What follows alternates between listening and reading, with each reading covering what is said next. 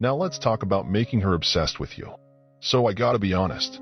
Some of these moves might come off as a bit gamey, maybe a tad manipulative, but let's keep it real. When we're trying to catch someone's eye, there's always a bit of manipulation going on. Whether it's women or men, we're all playing the game knowingly or not. It's like how those big shot companies flood you with ads that don't even sell you anything. They're not trying to make a girl obsessed with them. They just get this thing called the subconscious mind. Because when we keep thinking about something, it becomes ingrained in our minds. So let me spill the beans on how that works. Picture this, a woman throwing on high heels to add a couple of inches or the magic of a push-up bra. That's a form of manipulation right there. And let's not even get started on the wizardry of makeup. Nice guys, they're the reigning champs at this game.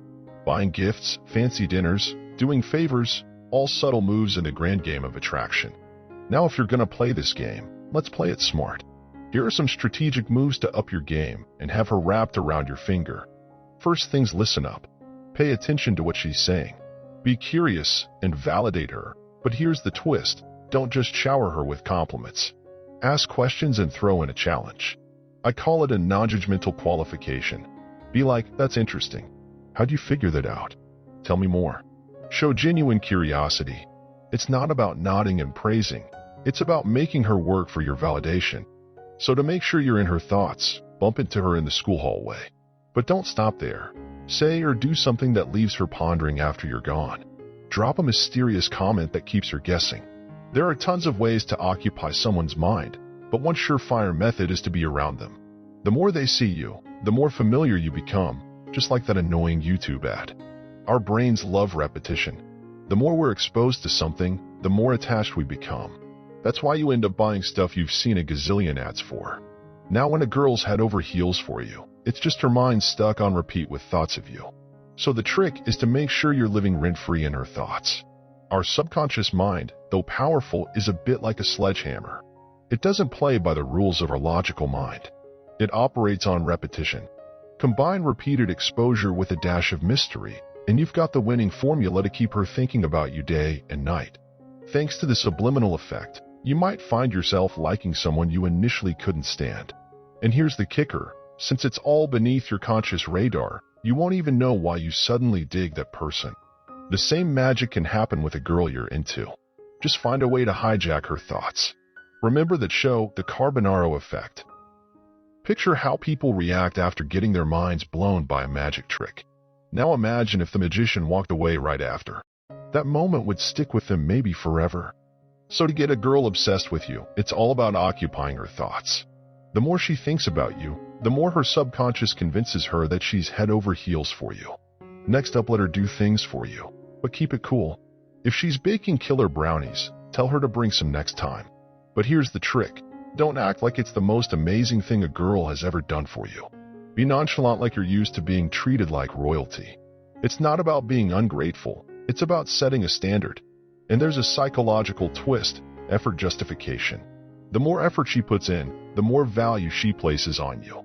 Now make her feel like you're the prize, not her. Avoid putting her on a pedestal. Stop explaining yourself too much. Less is more. Let her wonder what's going on in that head of yours. The mystery keeps her obsessed. Be less available. Don't jump at every text or invitation. Don't be that guy waiting around with nothing else going on.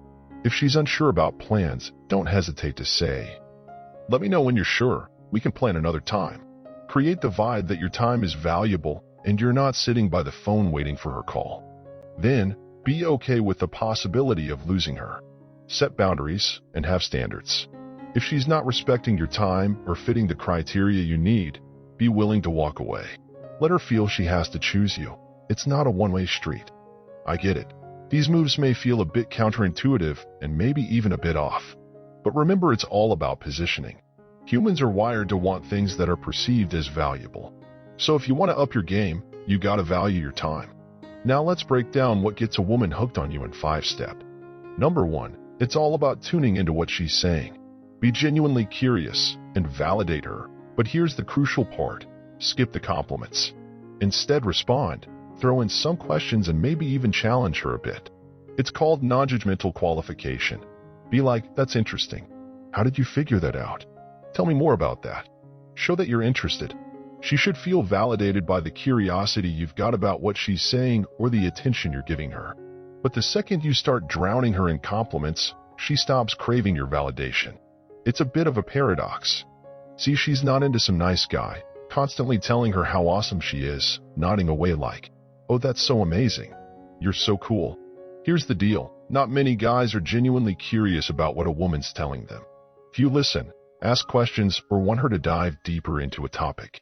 Most dudes just use what she's saying as a cue to drop a compliment or craft a witty response. Now, if you flip the script, you come off as someone who's screening her, qualifying her. You're checking if she's interesting enough for you. When you genuinely listen and show curiosity, but hold back on the compliments, it triggers something in her brain. She starts working harder for your validation, and that's the guy she's more likely to be obsessed with. Simple as that. Now here's the deal with number 2. Let her do things for you, but keep it real. Don't act too blown away by it.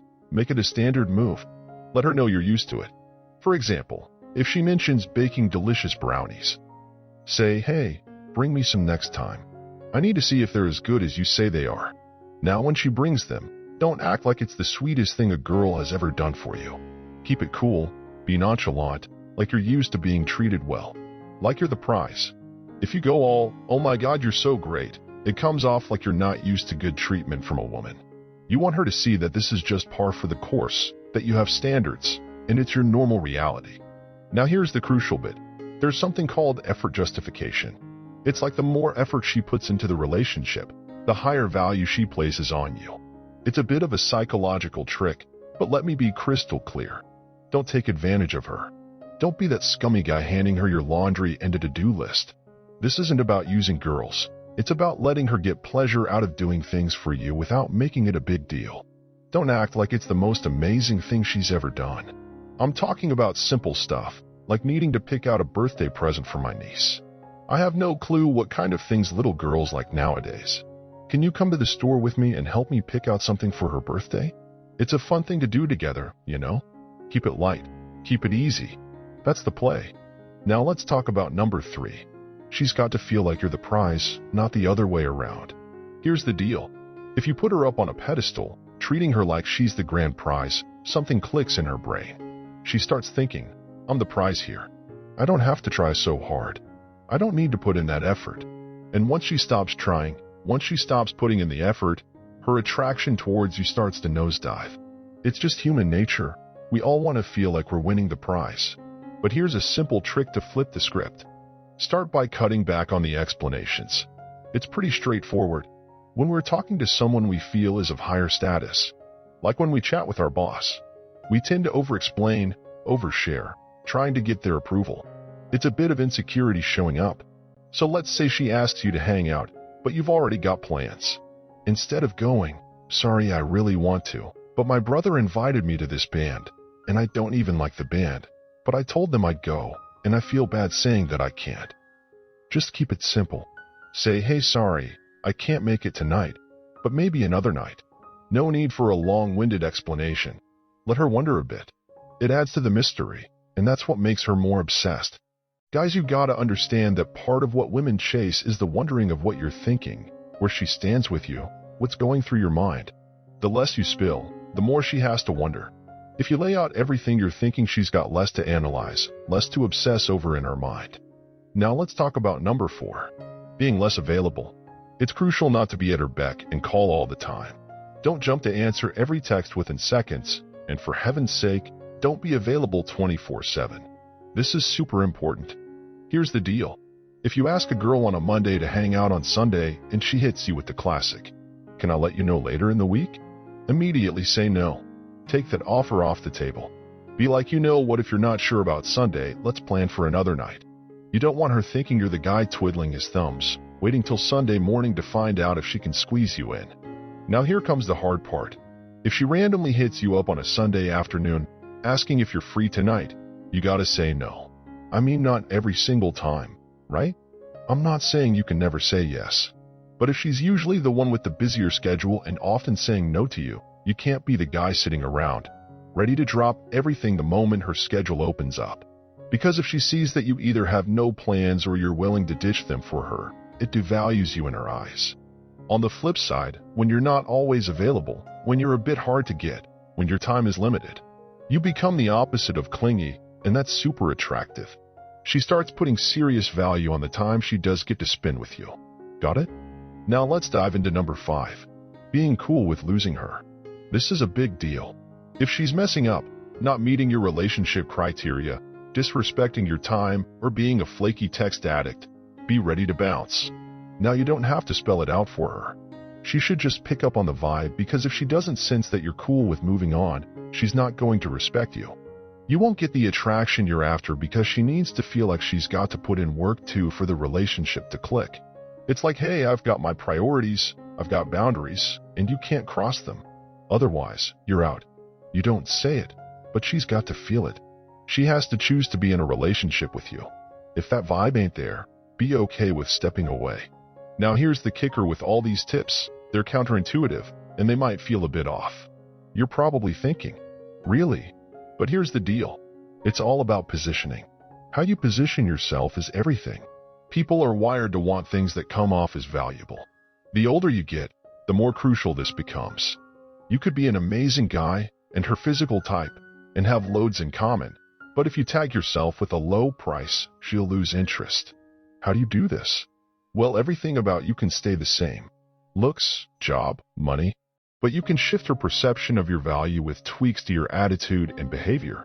It's the little things we chatted about, but there's a bunch more. Ever met a dude who's not a standout in the looks or wealth department, but has ladies trailing him? He's doing things that make women see him as high value, just like we talked about in this video. And by the way, if you find this advice valuable, hit like, subscribe, and drop a comment. Let me know your stories with girls.